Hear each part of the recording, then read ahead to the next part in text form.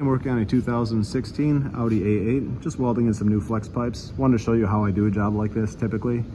On a car where here's the flex pipe, here's the old one. What I like to do is cut the front of the flex pipe off, the furthest towards the front of the car, and then remove the whole assembly. So then I remove this whole mid pipe all the way back to the sleeve clamp, put it in a vise, and then I cut the back section. Try to keep the angle the same right at the flange, so you're just getting the pipe. Cut it as close as you can to, you know, the flange, you know, like that.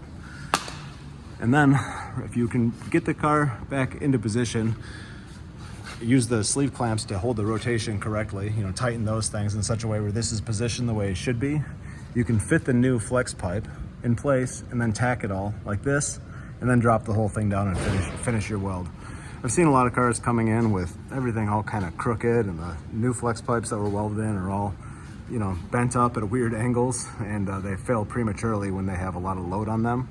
So you want to kind of have it all relaxed and positioned correctly before you weld it in place. So this is a good way to avoid, you know, if you just do it on the floor and kind of, you know, wing it and stick it up there, it's probably not going to be, you know, the flex pipe's not going to last as long, and it'll just look kind of like an amateur job. So this is the simplest way I find to do it. This one is, I'm fortunate enough where the flange is pretty easy to get to right there. So you can just get these 3 bolts, these 3 nuts out of there and drop this pipe right down to finish the weld. Pretty easy to do. And yeah, so that's all. Thanks for watching.